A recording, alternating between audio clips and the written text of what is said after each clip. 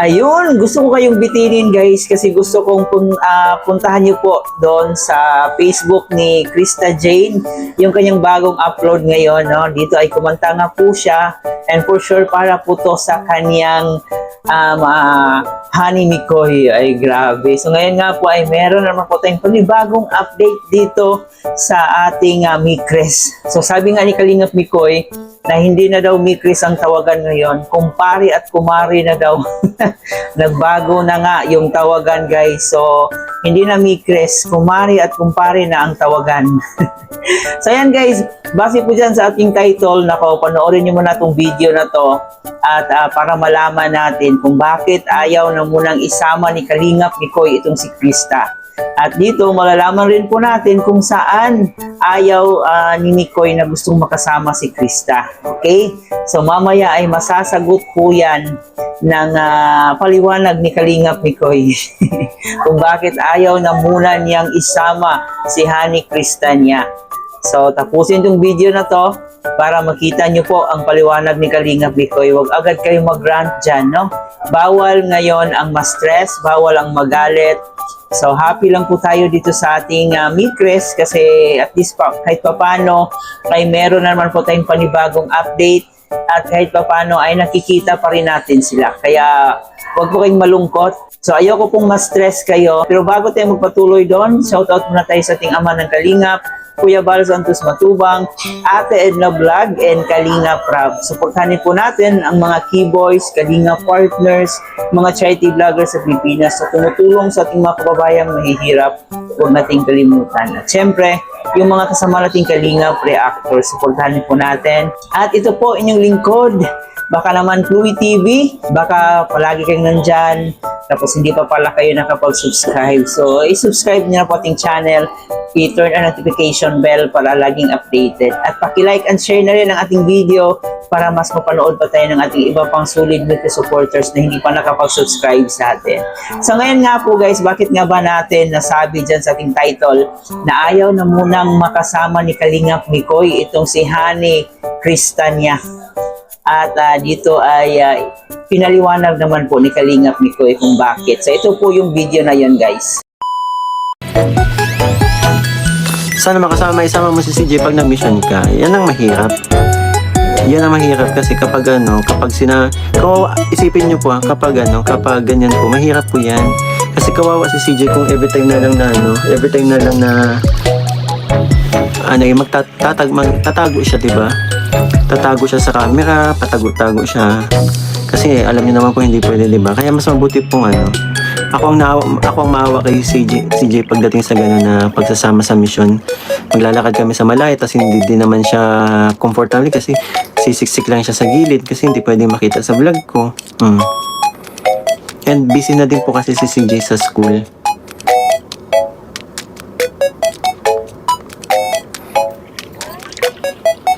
Pero alam niyo naman yan, di ba? Nakasuporta pa rin naman po kami sa isa't isa. Kung saan man po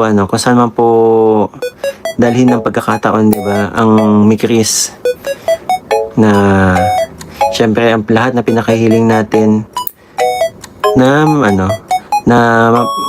may pagpatuloy po yung aming kwento. Salamat sa mga nag-thumbs-up yun. Medyo marami-rami na din yung thumbs-up natin. Thanks so much. Yes, na-support ako sa live selling ni Kalingap Dan with family. Thank you po. Panawain na lang po natin kasi kawawa naman po kung iiwas lang sa camera si CJ. Tama po yun. Senior high na si CJ. Marami siyang pagkakabisihan. For sure, may research subject na yan. For sure, may research subject na yan sa grade 11. Yes po, actually busy na po talaga si CJ. Paperworks, yan din. Kaya may mga panahong sobrang talaga hectic po ng schedule niya. Tapos ang school pa niya, 'di ba? Ang inuwian niya at ang school niya magkabilang bayan. Malapit to si Jack TV, pakasalan mo na.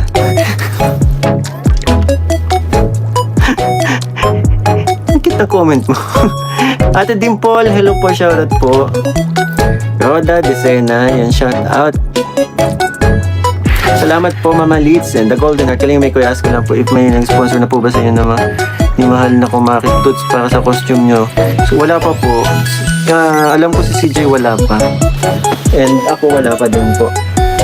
Kasalan mo na mix para lahat kami pupunta sa diet magkatapos ng ang lupit ng advice nyo. Ang lupit nyo. Pa-first one sa mga gusto magninang at ninong. Ang dami. Hindi ko kadyo yung mga napi-first one dito. Uwi na pupunta dito ha. So anong tawagan nyo na? Ano, hindi na kami Chris? Anong tawagan nyo na? Kumari, kumpare din? Pare ko, sagot ko na ang damit ni Mari ko sa first. Ano to? Hindi ko kinaka. Ay.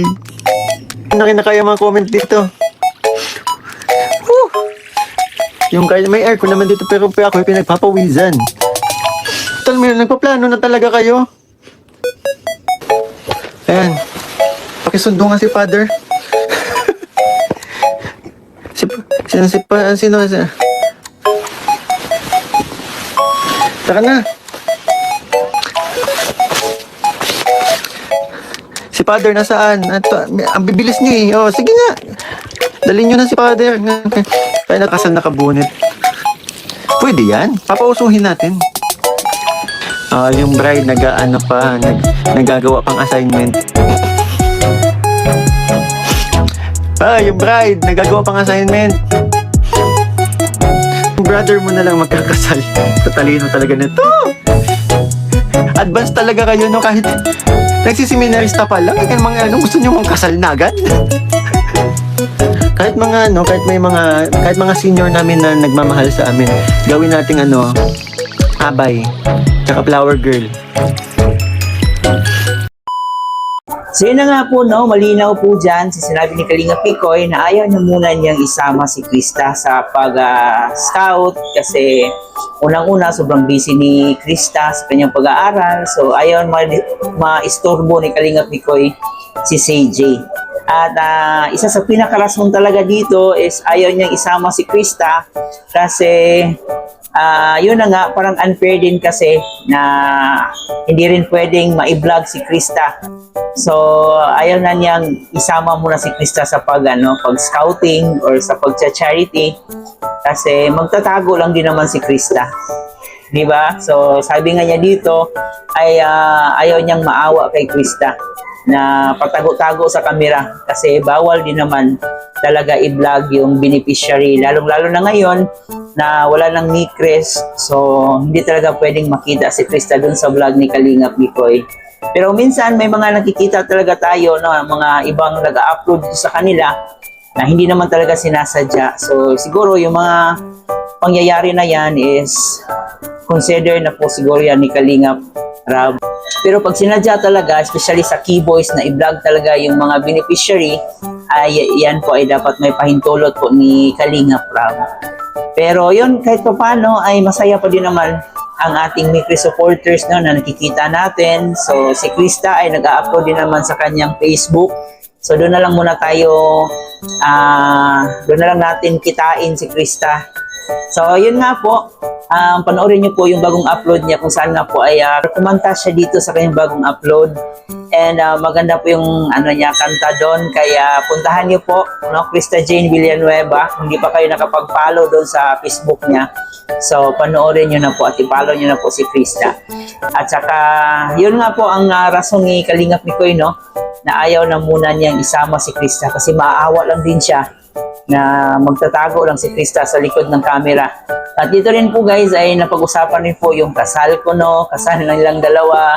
At dito invited naman po daw lahat sa mga gustong magninong at ninang at gustong mag-flower girl. So, masaya po ang usapan dito sa live ni Kalingap Picoy. Marami ang natuwa, marami ang kinilig na rin.